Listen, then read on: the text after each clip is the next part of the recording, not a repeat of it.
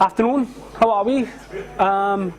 My talk this week is about science of education itself. Really wanted to look at what I've learnt and what I've sort of discovered by actually doing the class or the module of science of education. Can you pass forward here?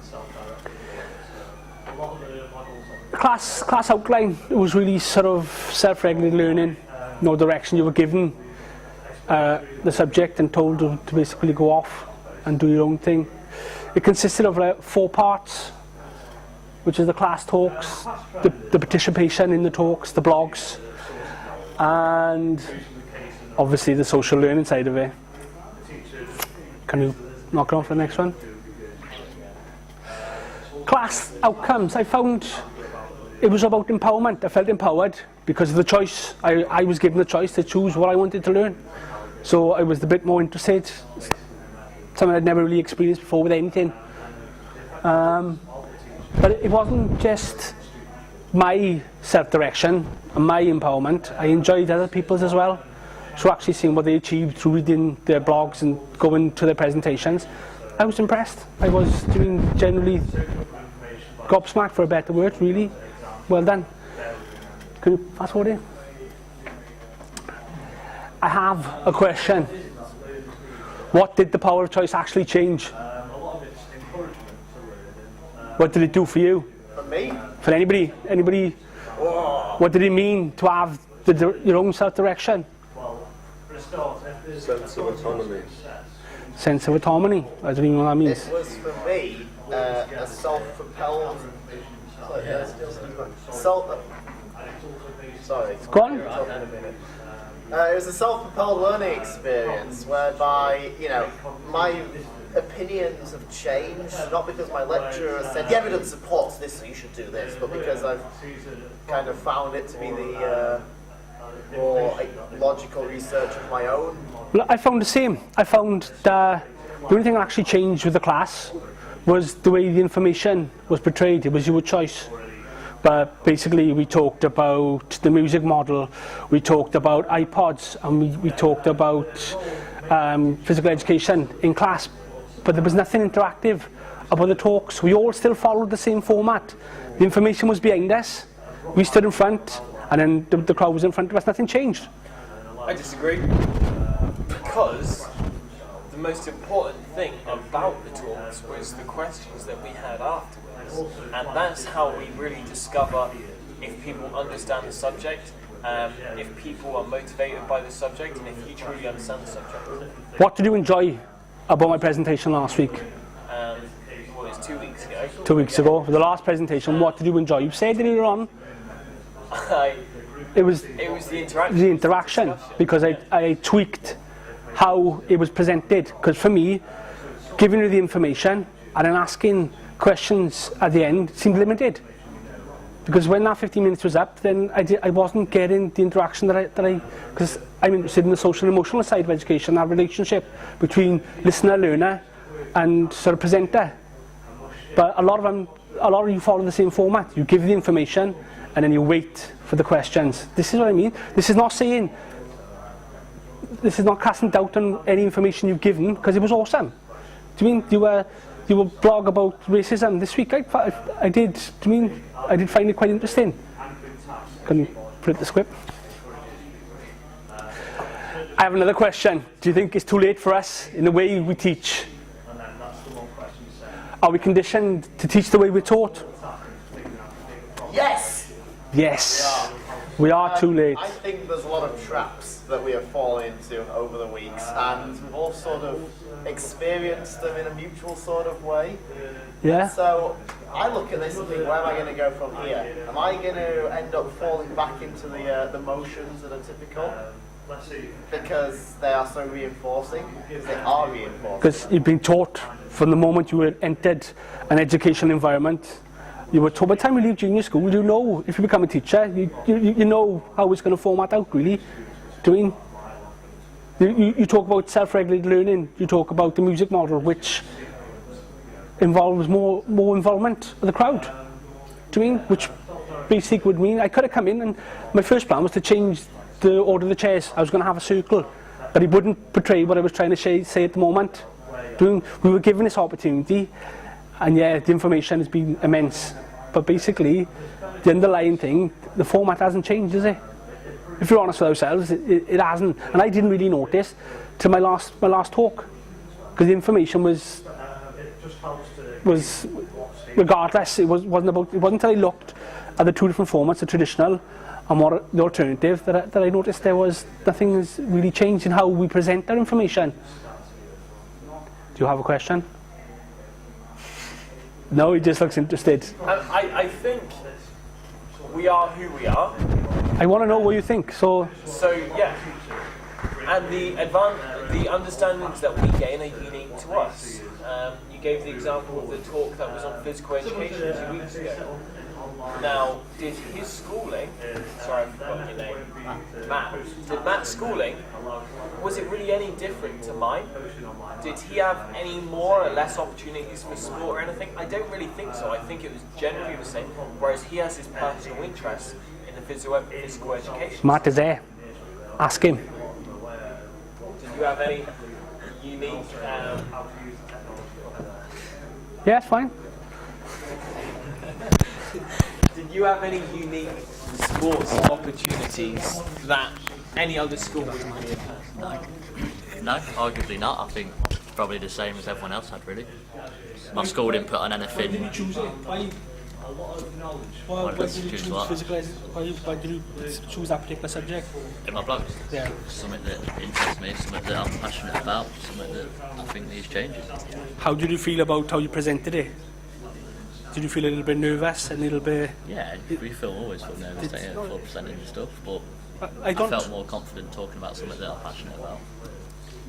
So surely the individual differences that he has is what's made his education so unique, so interesting. Yeah. It's not necessarily the way. But you must understand what I'm saying. It wasn't about the information he presented; it was how he presented it. Do you mean his experience is different? You are two different people.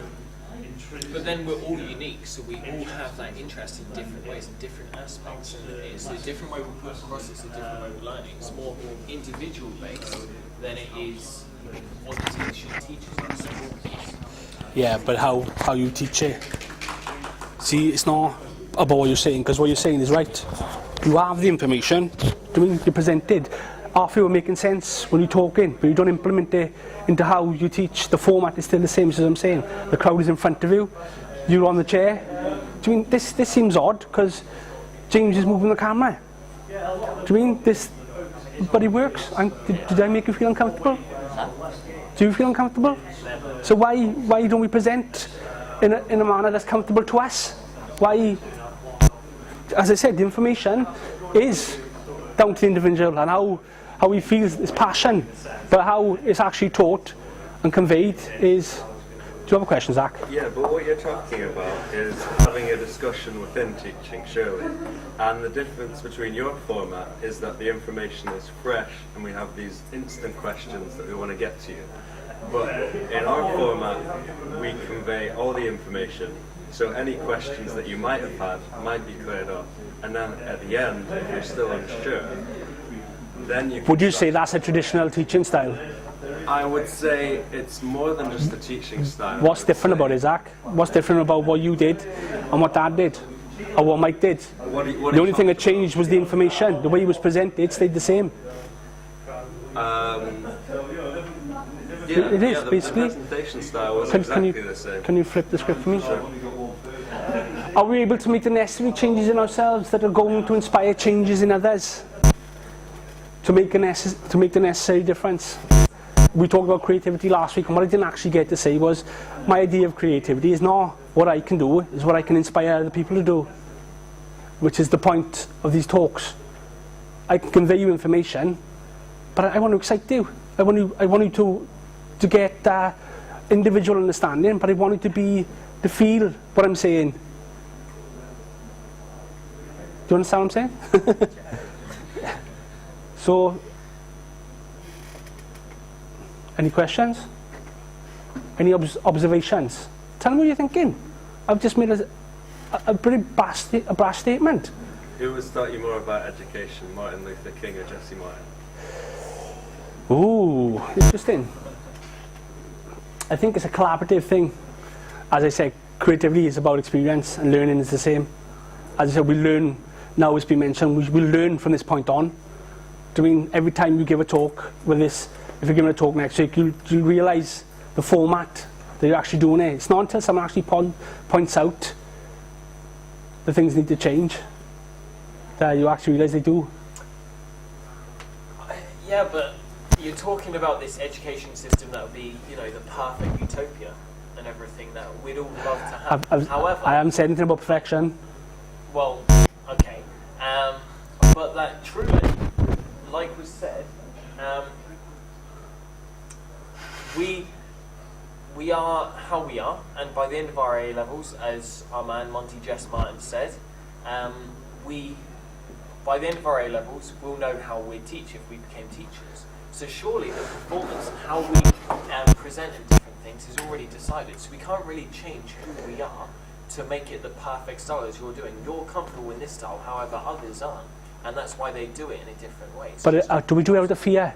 Jess made the statement to me this morning that basically, how can we take something as exciting as education and turn it into something that what it is, basically. Not it's a one size fits all. It's industrial.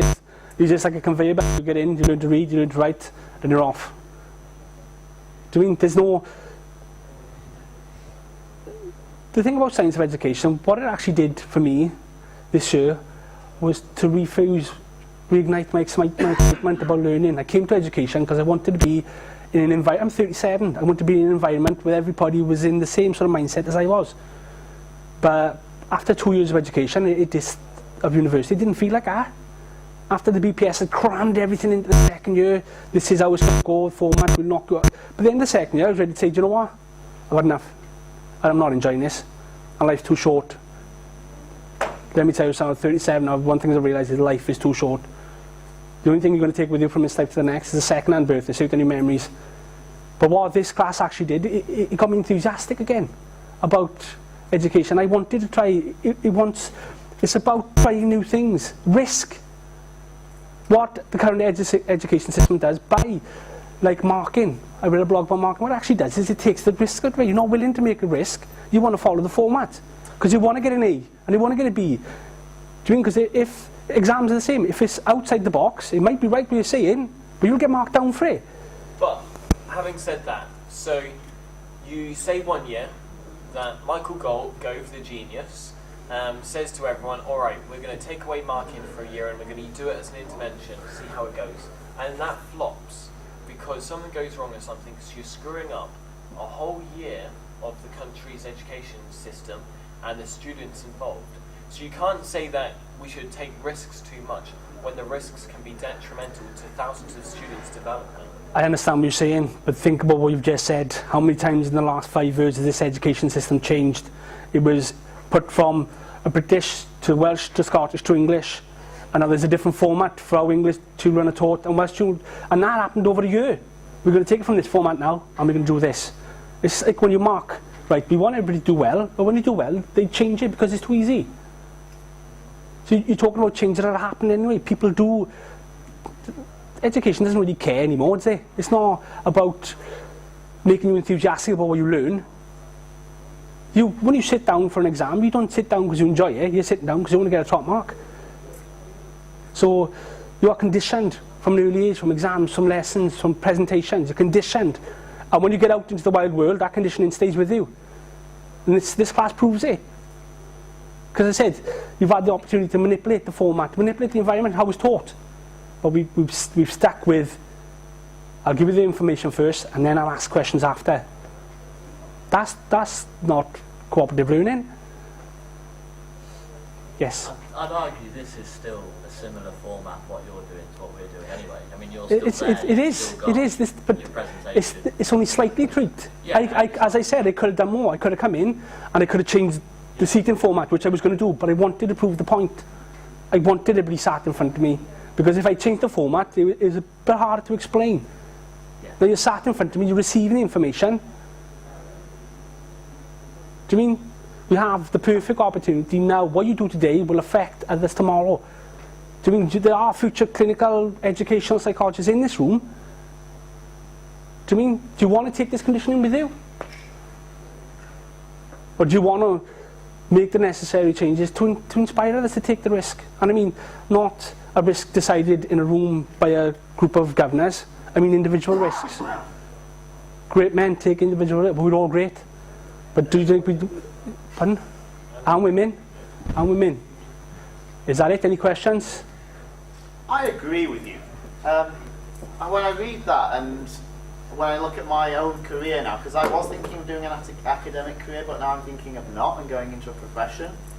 This goes, when we think that education and work are really the same thing, this goes into the workplace.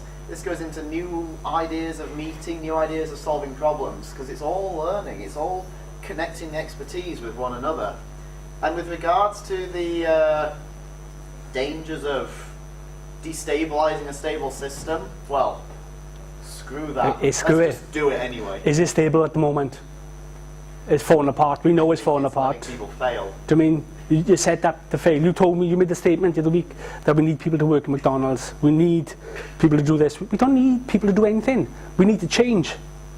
McDonald's, obesity. Do you mean? Or I didn't come into my own until I was 37. I was a failure in school. My young academic career, I came from a third-rate sort of education system which didn't really care if you weren't from the right area. I got educated in 1987. It did nothing for me. So now I'm finding, I could stand there and I could blame the education system or what I want, but it's not down to the education. It's down to the individual need for change. My worry is that this is correct, and I agree with what you're saying. However, there are still, each year, thousands of students coming into the university setting. There's hundreds of thousands of students coming into the primary education setting, and that we still need to provide something for them.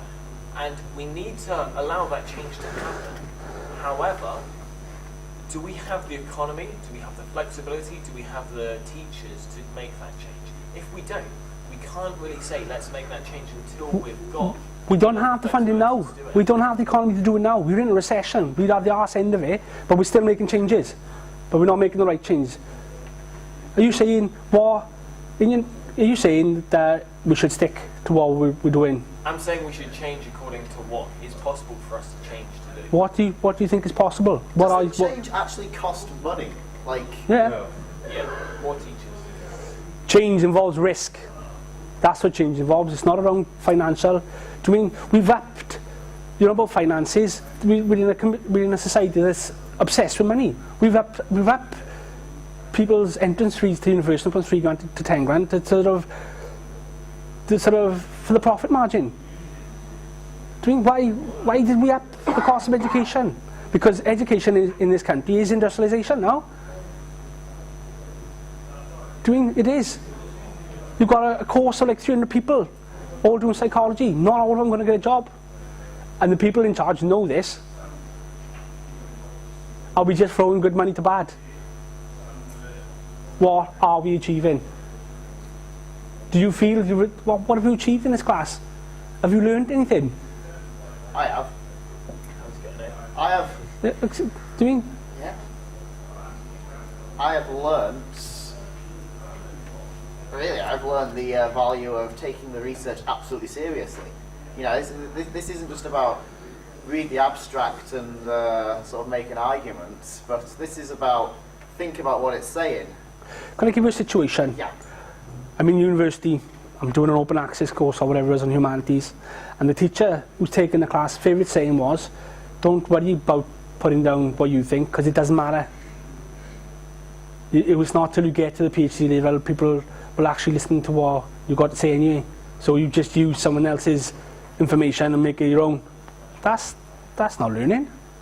That's regurgitation. Isn't Do you mean- sometimes learning about connecting the dots? You make associations that other people... But as I said to you earlier on, when I read someone's blog, sometimes I won't read the middle, I'll read the introduction and the conclusion, because that's where the... Can you blame the people who write the book? Well, that's where the information is. I want to know what you think. Right. Do you mean? It's in it all though, isn't it? Because basically all you're doing is telling me, you may as well just put the quotation in the book and say go and look it up. But the only information I need from a blog is the beginning and the end, because that's your thoughts. That's, do you mean? Like some people have noticed now are starting to use quotations in the conclusions. How mad's that? Can't you think for yourself? Or do you need to be backed up by what someone else is saying? This class has been awesome. It has.